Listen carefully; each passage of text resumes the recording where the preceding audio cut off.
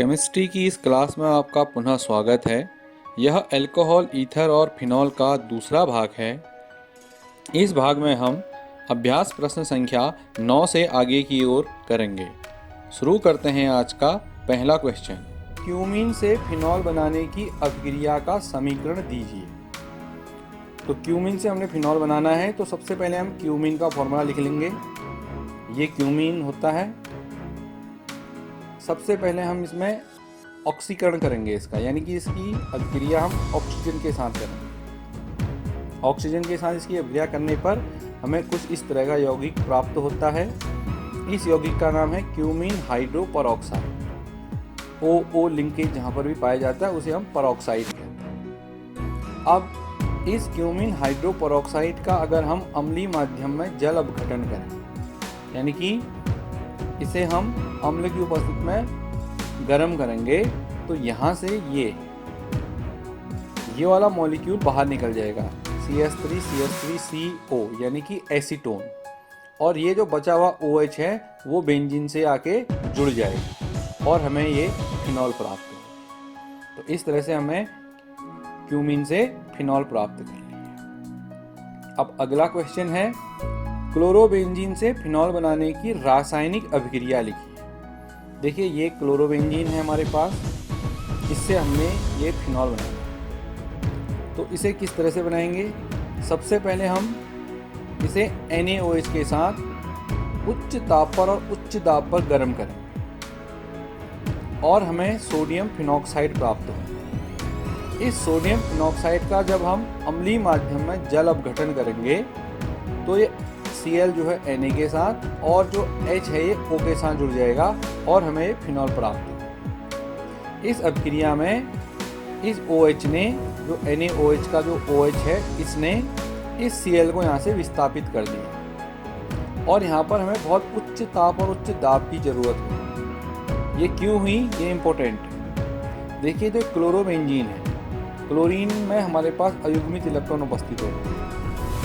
ये अयुग्मित electron benzene ring के साथ अनुनाद प्रभाव दिखाते हैं, रेजोनेंस में होते हैं। इसकी कुछ रेजोनेंस संरचनाएं इस प्रकार बनती हैं। तो जैसे ही ये इलेक्ट्रॉन इस बेंजीन रिंग में नीचे की ओर आते हैं, अनुनाद संरचना बनाते हैं, तो यहाँ पर क्लोरीन और इस बेंजीन के कार्बन के बीच में डबल बॉन्ड आ जाता है। देखिए सारे संरचनाओं में यहाँ पर क्लोरीन और कार्बन के मध्य डबल बॉन्ड है। क्यों यहाँ पर डबल बॉन्ड है? तो इस डबल बॉन्ड को तोड़ना एक जटिल प्रक्रिया है। तो यहाँ पर OH ईजिली Cl को यहाँ से रिमूव नहीं कर पाता, इसलिए हमें यहाँ पर बहुत उच्च ताप और उच्च दाब की आवश्यकता होती है। ये अभिक्रिया नॉर्मल टेम्परेचर पर संभव नहीं हो सकती है। बढ़ते हैं आगे।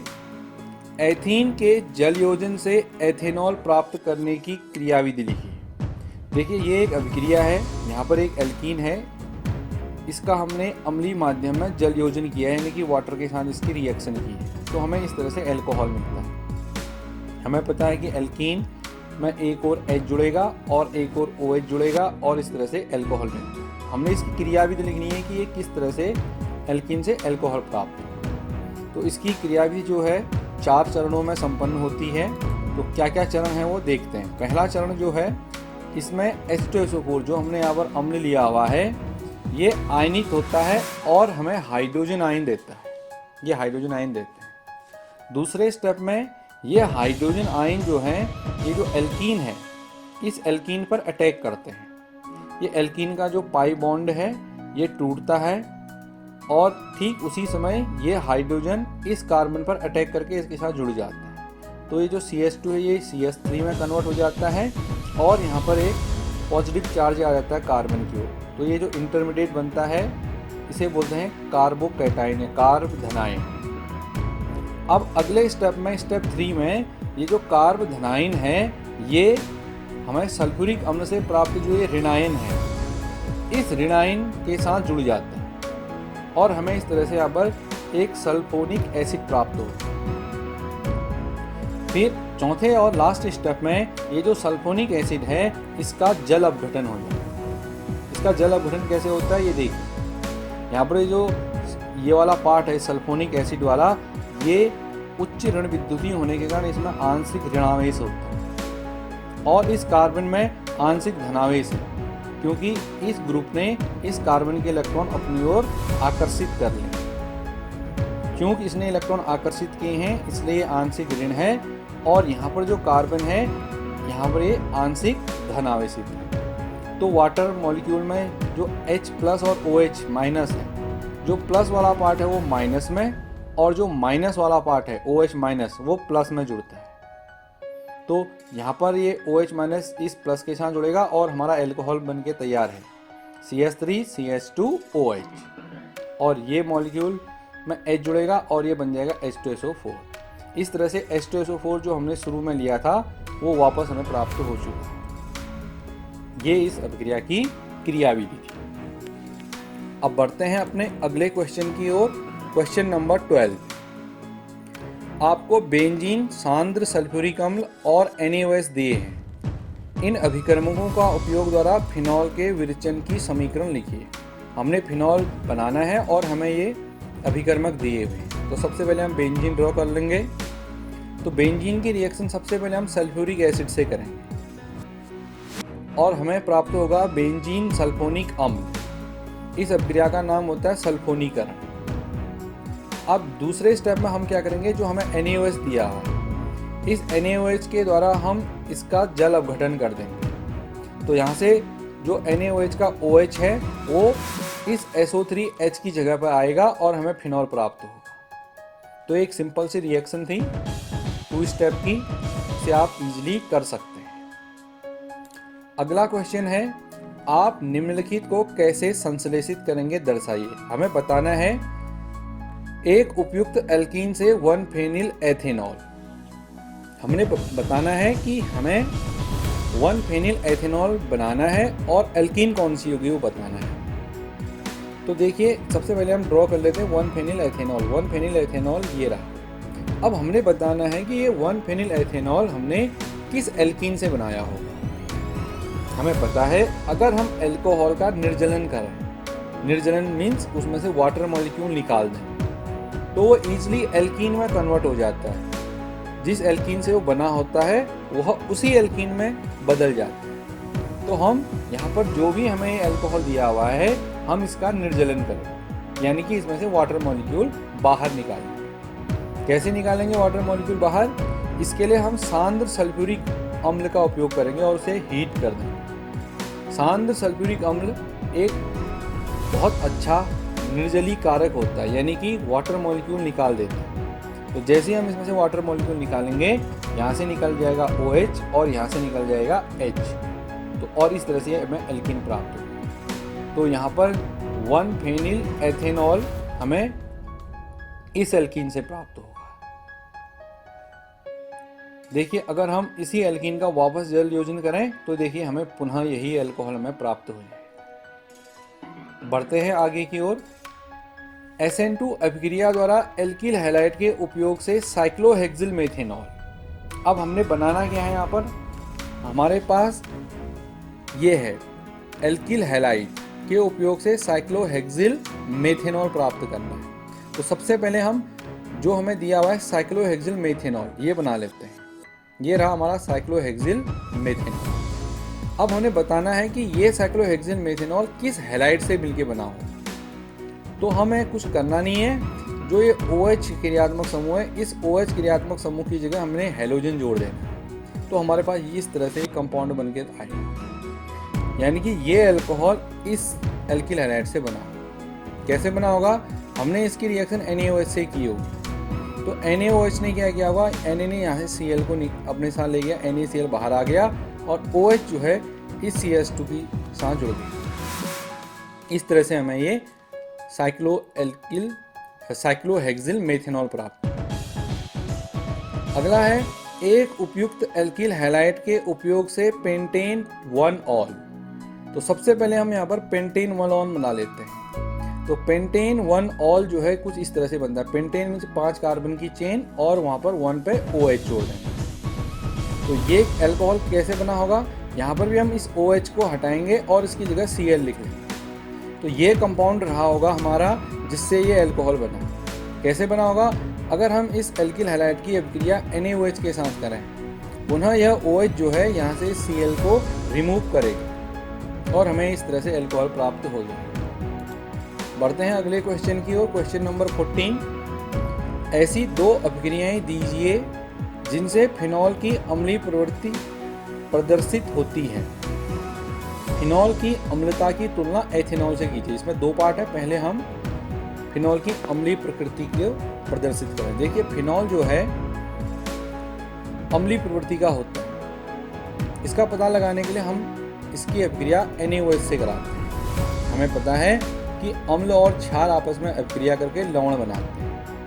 अगर फिनॉल भी क्षार के साथ अभिक्रिया करके लवण बनाता है तो इसका मतलब फिनॉल अम्लीय है। तो इसके लिए हम फिनॉल की अभिक्रिया जब NaOH के साथ करते हैं तो हमें इस तरह से एक लवण प्राप्त होता है, सोडियम फिनॉक्साइड। तो इससे पता चलता है कि ये अम्लीय प्रवृत्ति का है। दूसरी रिएक्शन, जब हम फिनॉल की अभिक्रिया सोडियम के साथ करते हैं तो ये हाइड्रोजन गैस उत्पन्न होती है। हमें पता है कि अम्ल जो है हाइड्रोजन उत्पन्न करते हैं, तो ये फिनॉल भी सोडियम के साथ अभिक्रिया करके हाइड्रोजन गैस उत्पन्न करता है। तो इन दो अभिक्रियाओं से पता चलता है कि फिनॉल अम्लीय प्रवृत्ति का होता है। आगे इस क्वेश्चन का आगे वाले भाग में था, इसकी तुलना हमने एथिल अल्कोहल से करनी थी। तो देखिए फिनॉल जो है वो एथिल अल्कोहल की तुलना में अत्यधिक अम्लीय प्रवृत्ति का होता है। इसकी अम्लीय प्रवृत्ति का कारण है अनुनाद प्रभाव। देखिए फिनॉल में कुछ इस तरह का अनुनाद प्रभाव होता है। यहाँ पर अनुनाद संरचनाएं बनाई हुई है। ये फिनॉल है, इसमें ये जो O के अयुग्मित इलेक्ट्रॉन हैं ये यहाँ नीचे आ जाते हैं। जब ये नीचे आएंगे ठीक उसी समय यहाँ का जो पाई बॉन्ड है ये टूट करके इसकी ऑर्थो पोजीशन पर आ जाएगा। अनुनाद संरचना बनाते वक्त ये ध्यान रखना होता है कि ये जो दो इलेक्ट्रॉन है इनसे जब एक बंध बनेगा तो ठीक उसी समय ये जो बंध है इससे टूट करके दो इलेक्ट्रॉन बाहर निकलेंगे। यानी कि किसी भी अनुनाद संरचना में नंबर ऑफ बॉन्ड और नंबर ऑफ ये जो लोन पेयर हैं ये इक्वल होने चाहिए। तो देखिए ये संरचना यहाँ पर प्राप्त हुई हमें, और इस तरह से हमें अन्य तीन संरचनाएं और प्राप्त होती हैं। तो इस अनुनाद प्रभाव के कारण हुआ क्या, जैसे ही ऑक्सीजन के इलेक्ट्रॉन नीचे आए रिंग में, बेंजीन रिंग में, तो ऑक्सीजन के ऊपर एक पॉजिटिव चार्ज आ गया, धनावेश आ गया। अब किसी भी अणु के ऊपर जब कोई आवेश आता है तो अस्थायी हो जाता है। मॉलिक्यूल जल्दी से जल्दी उस आवेश को खत्म करना चाहता है। तो ये ऑक्सीजन भी इस प्लस आवेश को, इस धन आवेश को समाप्त करना चाहता है। तो इसे समाप्त करने के लिए इस हाइड्रोजन को यहाँ से त्याग देता है। अगर ये इस हाइड्रोजन को यहाँ से त्याग दे तो ये पॉजिटिव चार्ज अपने आप ही यहाँ पर समाप्त हो जाएगा। अभी यहाँ पर पॉजिटिव चार्ज क्यों है, क्योंकि यहाँ पर ऑक्सीजन देखिए 1 2 3 बॉन्ड से जुड़ा हुआ है, जबकि ऑक्सीजन केवल 2 ही बंधों से जुड़ सकता है। तो ये जल्दी से जल्दी इस हाइड्रोजन को यहाँ से रिमूव करना चाहता है। जैसे ही यहाँ से इस हाइड्रोजन को हटाएगा तो इसका पॉजिटिव चार्ज समाप्त हो जाएगा। तो इसलिए ये हाइड्रोजन को आसानी से त्याग देता है। हाइड्रोजन त्यागने के कारण ये उच्च अम्लीय प्रवृत्ति रखता है। इसका दूसरा रीजन अम्लीय प्रवृत्ति का होने का है कि हाइड्रोजन त्यागने के बाद जो फिनॉक्साइड आयन बनता है उसमें भी अनुनाद प्रभाव पाया जाता है, उसमें भी अनुनाद होता है।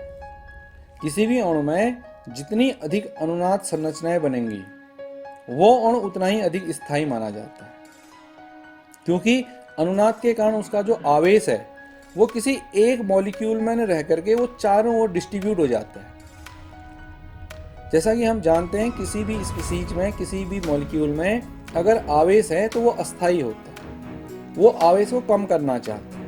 तो अनुनाद के कारण ये आवेश देखिए एक एटम पर नहीं है, ये कभी ऑक्सीजन पे जा रहा है, कभी कार्बन पे हो जा रहा है, कभी दूसरे कार्बन पे, तीसरे, इस तरह से सभी कार्बनों में थोड़ा थोड़ा बढ़ जा रहा है। तो थोड़ा थोड़ा बढ़ने के कारण इसमें स्थायित्व आ जाता है। तो जब भी किसी भी अणु में अनुनाद संरचना बनती हैं तो वह उसे एक्स्ट्रा स्टेबिलिटी दे देती है। तो यही अनुनाद संरचना के कारण जो फिनॉक्साइड बनता है वो स्थायी प्रवृत्ति का होता है, जिस कारण से फिनॉल एथिल अल्कोहल की तुलना में अधिक अम्लीय है। अब एथिल अल्कोहल में क्या है, एथिल अल्कोहल अगर हाइड्रोजन त्यागता भी है तो उसमें जो ये आयन बनता है इथॉक्साइड आयन, इसमें किसी भी प्रकार का अनुनाद संरचना नहीं है। यहाँ पर ऑक्सीजन के ऊपर जो ऋणावेश है सिर्फ ऑक्सीजन के ऊपर ही रहेगा, ये डिस्ट्रीब्यूट नहीं होगा किसी और अन्य परमाणु के ऊपर। जिस कारण से ये अस्थायी बनेगा, तो इसलिए ये कम अम्लीय है। बढ़ते हैं आगे की ओर और पढ़ते हैं अपना अगला क्वेश्चन। समझाइए कि ऑर्थोनाइट्रोफिनॉल ऑर्थोमेथॉक्सीफिनॉल से अधिक अम्लीय क्यों होती है। तो देखिए, सबसे पहले हम यहाँ पर ऑर्थोनाइट्रोफिनॉल और ऑर्थोमेथॉक्सीफिनॉल को बना लेते हैं। ये दोनों जो हैं, ये फिनॉल से अगर हम इनका तुलना करें तो ये जो ऑर्थोनाइट्रोफिनॉल है ये फिनॉल से काफ़ी अधिक अम्लीय होता है, जबकि ये जो ऑर्थोमेथॉक्सीफिनॉल है ये फिनॉल से कम अम्लीय है। इसका कारण है ये जो NO2 ग्रुप है ये इलेक्ट्रॉन विथड्रॉइंग ग्रुप यानी कि इलेक्ट्रॉन ग्राही समूह है। ये इलेक्ट्रॉन खींचता है अपनी ओर। जो भी समूह इलेक्ट्रॉन खींचेगा वो अम्लता को बढ़ा देते हैं। और ये जो मेथॉक्सी समूह है ये है इलेक्ट्रॉन दाता समूह, इलेक्ट्रॉन डोनेटिंग ग्रुप। जो भी ग्रुप इलेक्ट्रॉन डोनेट करेगा, इलेक्ट्रॉन देगा, वो अम्लता को कम कर देते हैं। ये याद रखिएगा कि इलेक्ट्रॉन दाता समूह अम्लीयता को कम करते हैं और इलेक्ट्रॉन खींचने वाले समूह अम्लता को बढ़ा देते हैं। तो यहाँ पर NO2 जो है ये फिनॉल की अम्लता को बढ़ा देता है, इसलिए अधिक अम्लीय है। जबकि यहाँ पर मेथॉक्सी समूह जो इलेक्ट्रॉन दाता समूह है ये अम्लीयता को कम कर देता है। आगे की ओर बढ़ते हैं और देखते हैं 16वां क्वेश्चन। समझाइए कि बेंजीन वलय से जुड़ा OH समूह इसे इलेक्ट्रॉन रागी प्रतिस्थापन के प्रति कैसे सक्रियित करता है। हमें यहाँ पर पूछा गया है, जैसे बेंजीन रिंग है, ये बेंजीन रिंग उदासीन होती है, इसमें किसी भी प्रकार का आवेश नहीं है। जब हम इसकी अभिक्रिया किसी इलेक्ट्रॉन रागी समूह मीन्स ऐसे समूह जिनमें धनावेश है, जो इलेक्ट्रॉन की तलाश में घूमते हैं, जिन्हें इलेक्ट्रॉन की जरूरत है, ऐसे समूह से अगर कराएं तो ये इनसे मंद गति से अभिक्रिया करते हैं। किंतु जब हम इसमें फिनॉल यानी कि OH समूह जोड़ देते हैं तो ये इस बेंजीन रिंग की सक्रियता को बढ़ा देता है। तो हमसे क्वेश्चन में यही पूछा है कि ये इसकी सक्रियता को बढ़ा कैसे देता है। इसका रीजन पुनः इसकी अनुनाद प्रभाव में छिपा हुआ है। फिनॉल में जैसे कि आप देख सकते हैं ये अनुनाद संरचनाएं बनती हैं। यहाँ पर जो फिनॉल का OH समूह है ये इलेक्ट्रॉन डोनेट करता है इस फेनिल रिंग को, बेंजीन रिंग को, जिस कारण से इस बेंजीन रिंग में इलेक्ट्रॉन घनत्व बढ़ जाता है।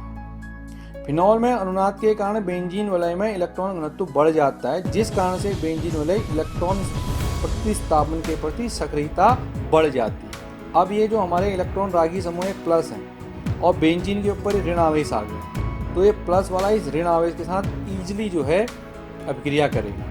पहले बेंजीन में किसी भी प्रकार का कोई आवेश नहीं है, उदासीन है, तो यहाँ पर से मंद गति से अभिक्रिया होती है। लेकिन OH के जुड़ने से इस बेंजीन रिंग में आवेश आ गए। ये आवेश कैसे आया? ये आवेश OH समूह की वजह से आया। इस OH समूह ने अपने अयुग्मित इलेक्ट्रॉन इस बेंजीन रिंग में भेज दिया। इसे बोलते हैं अनुनाद। अनुनाद प्रभाव के कारण बेंजीन वलय में इलेक्ट्रॉन घनत्व बढ़ जाता है। अब और एक चीज यहाँ पर देखने वाली बात है कि इलेक्ट्रॉन घनत्व बढ़ कहाँ पर रहा है। इलेक्ट्रॉन घनत्व ऑर्थो और पैरा, इस वाली पोजीशन को ऑर्थो और इसके जो नीचे वाली पोजीशन इसे पैरा कहते हैं, और जो बीच वाली पोजीशन है इसे मेटा कहा जाता है। तो ऑर्थो और पैरा में ही केवल इलेक्ट्रॉन घनत्व बढ़ रहा है, जिस कारण से जो इलेक्ट्रॉन रागी समूह होते हैं केवल ऑर्थो या पैरा में ही जुड़ते हैं, अन्य स्थानों पर नहीं जुड़ते, यानी कि मेटा में नहीं जुड़ते। तो इस प्रकार से OH समूह बेंजीन रिंग की सक्रियता को बढ़ा देते हैं। अगला क्वेश्चन है हमारा, निम्नलिखित अभिक्रियाओं के लिए समीकरण दीजिए। हमें यहाँ पर समीकरण लिखनी है। पहला है प्रोपेन 1 ऑल का क्षारीय KMnO4 के साथ ऑक्सीकरण। तो सबसे पहले हम देखते हैं प्रोपेन 1 ऑल बना लेते हैं। यह है हमारा प्रोपेन 1 ऑल और इसका क्षारीय KMnO4 के साथ अभिक्रिया लिखनी है। हमें पता है KMnO4 एक ऑक्सीकारक होता है, ये अल्कोहल का ऑक्सीकरण कर देता है। तो अल्कोहल का जब ऑक्सीकरण होता है तो पहले एल्डिहाइड बनते हैं, तो यहाँ पर हमारा प्रोपेनल बनेगा। क्योंकि ये क्षारीय KMnO4 एक प्रबल ऑक्सीकारक है, अतः यहाँ पर यह अभिक्रिया नहीं रुकेगी, ये दोबारा से इसका ऑक्सीकरण हो जाएगा और इससे हमें कार्बोक्सिलिक अम्ल प्राप्त होंगे, यहाँ पर हमें प्रोपेनोइक अम्ल प्राप्त होगा, 3 कार्बन होगा। क्योंकि यहाँ पर हमने जो अल्कोहल लिया था उसमें भी 3 कार्बन है, तो जो हमारा अम्ल बनेगा उसमें भी 3 कार्बन होने चाहिए।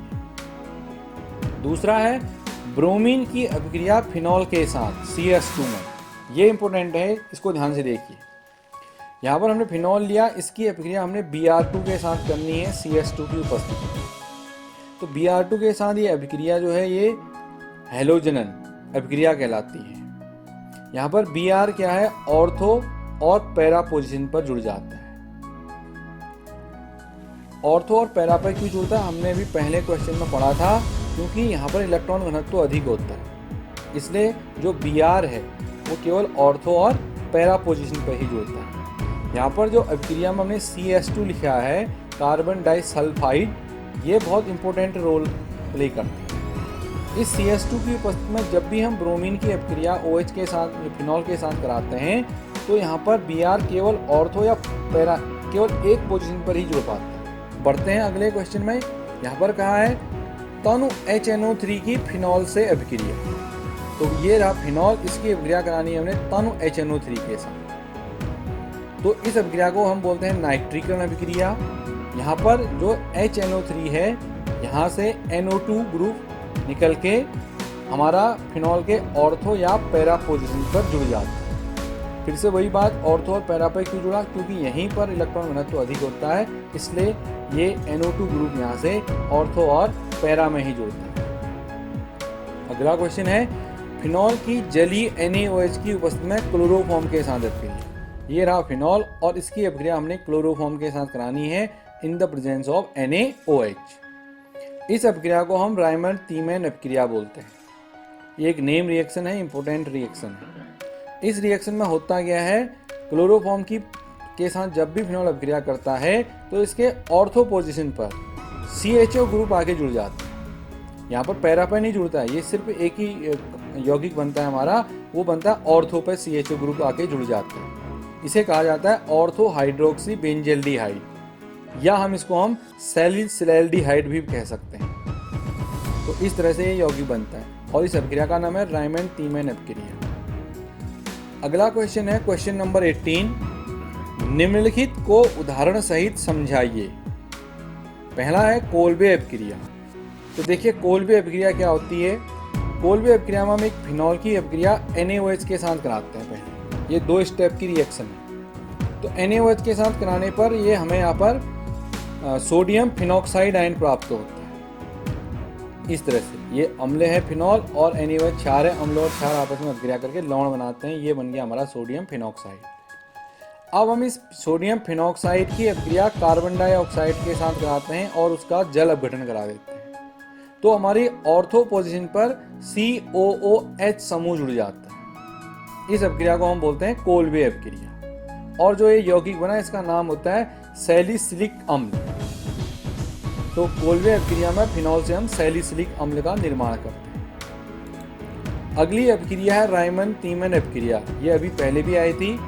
रायमंड तीमैन अभिक्रिया में हम फिनॉल की अभिक्रिया क्लोरोफॉर्म ऑफ NaOH के साथ करा देते हैं और दूसरे चरण में हम इसका जल अपघटन कर देते हैं अम्लीय माध्यम। तो ऑर्थो पोजीशन पर CHO ग्रुप आके जुड़ जाता है। तो इस तरह से हमें ऑर्थो हाइड्रोक्सी बेंजल्डिहाइड, इसे ऑर्थो हाइड्रोक्सी बेंजल्डिहाइड कहा जाता है, या इसे हम सैलिसिलैल्डिहाइड भी कह सकते हैं, ये प्राप्त हो। अगली अभिक्रिया है हमारी विलियमसन संश्लेषण। विलियमसन संश्लेषण एक ईथर को बनाने की विधि है। इस विधि में हम कोई भी एक एल्किल हैलाइड लेते हैं जिसकी अभिक्रिया हम सोडियम एल्कोक्साइड से कर देते हैं और हमें इस तरह से एक ईथर प्राप्त होता है। जैसे एग्जाम्पल से समझते हैं, हमने यहाँ पर एक C2H5ONa सोडियम इथॉक्साइड लिया और इसकी अभिक्रिया हम एक एल्किल हैलाइड C2H5Cl से कर लेते हैं। तो यहाँ से क्या होता है, Na और Cl ये आपस में अभिक्रिया करके बाहर निकल जाते हैं और C2H5O जो है ये C2H5 इधर से जुड़ जाते हैं और हमें ईथर प्राप्त होता है। एक अन्य एग्जाम्पल हम देख लेते हैं। यहाँ पर हमने इस तरह से इथॉक्साइड आयन लिया हुआ है, सोडियम इथॉक्साइड, और यहाँ से इस तरह से हमने हैलाइड लिया हुआ है। यहाँ से Na और Cl बाहर निकल जाएंगे और इस तरह से हमें ये ईथर प्राप्त होगा। तो आगे बढ़ते हैं और पढ़ते हैं असम्मित ईथर। ईथर दो तरह के होते हैं, सम्मित और असम्मित। अगर ईथर में ऑक्सीजन जो है इसके दोनों ओर जुड़ी हुई एल्किल ग्रुप, अगर ये दोनों एक जैसे हैं तो इसे सम्मित कहा जाता है, अलग अलग हैं तो इसे असम्मित कहा जाता है। जैसे यहाँ पर एक और मेथिल जुड़ा हुआ है, एक और एथिल जुड़ा है, तो इसे हम असम्मित कहेंगे। यहाँ पर देखिए एक और एथिल जुड़ा हुआ है 2 कार्बन वाला, एक और 3 कार्बन वाला प्रोपिल समूह जुड़ा है, इसे भी हम असम्मित ईथर कहेंगे। और यहाँ पर एक और देखिए फेनिल ग्रुप जुड़ा हुआ है, बेंजीनिल जुड़ी हुई है, एक और CH3 जुड़ा हुआ है, तो यहाँ पर 2 अलग अलग ग्रुप जुड़े हुए हैं ऑक्सीजन के दोनों ओर, तो इसे हम असम्मित ईथर कहते हैं। सम्मित ईथर क्या होते हैं? अगर देखिए यहाँ पर ऑक्सीजन है, इसके दोनों ओर सेम ग्रुप जुड़े हुए, ये देखिए यहाँ पर C2H5, इधर भी C2H5, सेम ग्रुप जुड़े हैं, तो इसे सममित ईथर कहा जाता है। अब देखते हैं क्वेश्चन नंबर 19। एथेनॉल के अम्लीय निर्जलन से एथीन प्राप्त करने की क्रियाविधि लिखिए। ये यहाँ पर एक अभिक्रिया लिखी हुई है, ये एक अल्कोहल है, इसका हम निर्जलन कर रहे हैं, यानी कि इससे हम वाटर मॉलिक्यूल बाहर निकाल रहे हैं, इससे हमें एक एल्कीन प्राप्त होती है। ये अभिक्रिया अम्ल की उपस्थिति में होती है, इसे हम अल्कोहल का निर्जलन कहते हैं, डिहाइड्रेशन ऑफ अल्कोहल। ये 3 स्टेप की अभिक्रिया है। ये किस तरह से होती है? इसमें स्टेप फर्स्ट, इसमें H2SO4 जो हम यहाँ पर उत्प्रेरक के रूप में लेते हैं, ये आयनित होकर के हाइड्रोजन आयन उत्पन्न करता है। और सेकेंड स्टेप में ये जो हाइड्रोजन आयन हैं ये अल्कोहल के OH ग्रुप में अटैक करते हैं और इसे प्रोटोनीकरण कर देते हैं इसका। और यहाँ पर जो ये OH2+ बना हुआ है ये एक बहुत अच्छा लीविंग ग्रुप है, मीन्स ये यहाँ से बड़ी आसानी से बाहर निकल जाता है। तो स्टेप थर्ड में ये OH ग्रुप यहाँ से बाहर निकलता है। ठीक इसी टाइम पे जो बीटा कार्बन है वहाँ पर हाइड्रोजन भी अपना बॉन्ड इस तरह से तोड़ के बाहर निकलता है और दोनों कार्बन के बीच एक डबल बॉन्ड क्रिएट हो जाता है और हमें एल्कीन प्राप्त होती है। तो ये थी हमारी अल्कोहल के निर्जलन की क्रियाविधि। अब हम आगे की ओर बढ़ते हैं और देखते हैं क्वेश्चन नंबर 20। क्वेश्चन नंबर 20 है, निम्नलिखित परिवर्तनों को किस प्रकार किया जा सकता है। यहाँ पर है प्रोपीन से प्रोपेन 2ऑल। तो देखिए प्रोपीन ये एक अल्कीन है, हमने इससे प्रोपेन 2ऑल, तो प्रोपेन 2ऑल एक अल्कोहल है, उसका स्ट्रक्चर कुछ इस तरह से होगा, ये बनाना है। तो अल्कीन से अल्कोहल हम कैसे बनाते हैं? हम अल्कीन का अगर जल योजन कर दें, यानी कि अल्कीन की अभिक्रिया अगर हम वाटर से कर दें और अगर यह अभिक्रिया हम अम्ल की उपस्थिति में करें तो हमें अल्कोहल प्राप्त होते हैं। यहाँ पर अल्कोहल कैसे मिलेंगे? इस वाटर का H यहाँ पर इस कार्बन के साथ जुड़ेगा जहाँ पर हाइड्रोजन की संख्या अधिक है और इस वाटर का OH वाला भाग इस कार्बन से जुड़ेगा जहाँ पर हाइड्रोजन की संख्या कम है। तो इस तरह से हमें यहाँ पर एक अल्कोहल प्राप्त हो जाएगी। दूसरा है बेंजिल क्लोराइड से बेंजिल अल्कोहल। पहले हम दोनों को बना लेते हैं। ये रहा हमारा बेंजिल क्लोराइड और ये रहा हमारा बेंजिल अल्कोहल। बेंजीन के ऊपर जो CH2 ग्रुप जुड़ा है इसे हम बेंजिल ग्रुप बोलते हैं और OH जुड़ गया तो ये बन गया हमारा बेंजिल अल्कोहल। तो ये हमारे पास एक हैलाइड है, इससे हमने अल्कोहल बनानी है। तो हैलाइड से अल्कोहल विस्थापन अभिक्रिया द्वारा बनती है। तो अगर हम इस Cl को यहाँ से विस्थापित कर दें OH के द्वारा तो हमें ये अल्कोहल प्राप्त हो जाएगी और इसे विस्थापित करने के लिए हम अभिकर्मक यूज करेंगे NaOH। तो अगर हम इस NaOH की अभिक्रिया इस अल्किल हैलाइड से करें तो हमें यहाँ पर ये अल्कोहल मिलेगा जिसका नाम है बेंजिल अल्कोहल। अब बढ़ते हैं आगे और देखते हैं इस क्वेश्चन का तीसरा भाग। एथिल मैग्नीशियम क्लोराइड से प्रोपेन 1ऑल। पहले हम एथिल मैग्नीशियम क्लोराइड बना लेते हैं। तो एथिल मैग्नीशियम क्लोराइड कुछ इस तरह से होता है। RMgX भी हम इसे कह सकते हैं। यह एक ग्रिग्नार्ड अभिकर्मक है। मैग्नीशियम हैलोजन और ये एल्किल चेन, तो एक ग्रिग्नार्ड अभिकर्मक है। हमने बनाना है इससे प्रोपेन 1ऑल। तो प्रोपेन 1ऑल किस तरह से होगा? एक 3 कार्बन की चेन है, इसमें OH जुड़ा हुआ है। तो देखिए ग्रिग्नार्ड अभिकर्मक से अल्कोहल बनाना है तो इसके लिए हमें एक किसी कार्बोनिल यौगिक एल्डिहाइड और कीटोन की ज़रूरत होती है, क्योंकि यहाँ पर हमारे पास ग्रिग्नार्ड अभिकर्मक में 2 कार्बन हैं और जो अल्कोहल हम बना रहे हैं उसमें 3 कार्बन हैं, तो हमें एक एक्स्ट्रा कार्बन की ज़रूरत होगी। तो इस एक्स्ट्रा कार्बन के लिए हम यहाँ पर फॉर्मल्डिहाइड ले लेते हैं।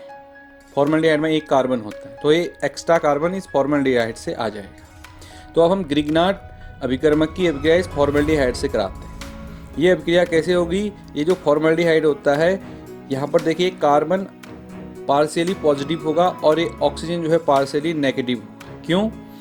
कार्बन और ऑक्सीजन में ऑक्सीजन अधिक ऋण विद्युतीय तत्व होता है, तो ये पाई बॉन्ड के इलेक्ट्रॉन को अपनी ओर आकर्षित करेगा, जिस कारण से इसके ऊपर पार्शियल नेगेटिव चार्ज आ जाएगा और इस कार्बन के ऊपर पार्शियल पॉजिटिव चार्ज आएगा। और इस ग्रिग्नार्ड अभिकर्मक में मैग्नीशियम पार्शियल पॉजिटिव है और ये जो एल्किल चेन है ये पार्शियली नेगेटिव है। तो अब यहाँ पर जो ग्रिग्नार्ड अभिकर्मक का पॉजिटिव पार्ट है वो हमारे एल्डिहाइड के नेगेटिव पार्ट से, और जो ये पॉजिटिव नेगेटिव पार्ट है एल्किल हैलाइड का, ये फॉर्मल्डिहाइड के इस पॉजिटिव पार्ट से यानी कि कार्बन से जुड़ जाएगी और इस तरह से हमारा एक उत्पाद बनेगा। ये उत्पाद एक इंटरमीडिएट है, यानी मध्यवर्ती उत्पाद है। अब अगले स्टेप में ये जो उत्पाद बना हुआ है इसका हम जल अपघटन करेंगे, यानी कि इसकी अभिक्रिया हम जल के साथ कराएंगे। तो हमें पता है कि जल H और OH से मिलकर बना है। H पार्शियल पॉजिटिव और OH पार्शियली नेगेटिव चार्ज वाला स्पीसीज है। तो अब इस स्पीसीज में भी हमारे पास यहाँ पर ऑक्सीजन है जो पार्शियली नेगेटिव है और MgCl वाला पार्ट इसका पार्शियली पॉजिटिव है। तो अब इस वाटर मॉलिक्यूल का जो पॉजिटिव पार्ट है वो नेगेटिव के साथ और जो नेगेटिव पार्ट है वो पॉजिटिव के साथ इस तरह से जुड़ जाएगा। तो यहाँ पर हमको ये अल्कोहल प्राप्त हो जाएगा। तो इस प्रकार हमने एथिल मैग्नीशियम क्लोराइड यानी कि ग्रिग्नार्ड अभिकर्मक से प्रोपेन 1-ऑल बना लिया है। अब बढ़ते हैं इसके चौथे भाग में। ये है मेथिल मैग्नीशियम क्लोराइड से 2-मेथिल प्रोपेन 2-ऑल बनाना है। तो पहले हम मेथिल मैग्नीशियम क्लोराइड लिख लेते हैं CH3MgCl। ये ग्रिग्नार्ड अभिकर्मक है और हमने इससे बनाना है 2-मेथिल प्रोपेन 2-ऑल। तो 2-मेथिल प्रोपेन 2-ऑल कुछ इस तरह का बनेगा। 3 कार्बन की चेन है प्रोपेन, 2 पे मेथिल है और 2 पे ऑल है। तो देखिए ये फिर से हमने एक अल्कोहल बनाना है ग्रिग्नार्ड अभिकर्मक का उपयोग करते हुए।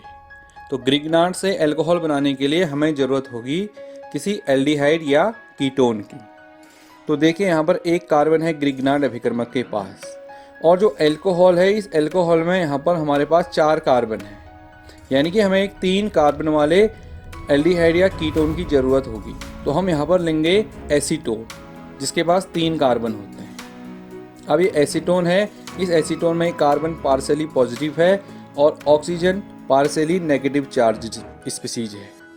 तो इस ग्रिग्नार्ड अभिकर्मक का ये नेगेटिव वाला पार्ट फिर से इस कार्बन के पॉजिटिव से और इस मैग्नीशियम का पॉजिटिव पार्ट इस ऑक्सीजन के नेगेटिव से जुड़ जाएगा और हमें यहाँ पर एक इंटरमीडिएट मिलेगा। फिर हम इस इंटरमीडिएट का पुनः जल अपघटन कराएंगे और जल अपघटन कराने पर हमें अल्कोहल प्राप्त होगी। और जल अपघटन कैसे होगा? ये फिर से इस वाटर मॉलिक्यूल का जो H पॉजिटिव पार्ट है वो यहाँ पर ऑक्सीजन से जुड़ेगा और जो इसका नेगेटिव पार्ट है वो यहाँ पर मैग्नीशियम से जुड़ेगा, क्योंकि मैग्नीशियम यहाँ पर पॉजिटिव है, OH नेगेटिव है। तो पॉजिटिव नेगेटिव हमेशा एक दूसरे से जुड़ते हैं। तो इस तरह से हमें यहाँ पर एक अल्कोहल प्राप्त होगा। तो इस वीडियो में इतने ही क्वेश्चन करेंगे हम। इससे आगे के क्वेश्चन हम इसके अगले भाग में करेंगे।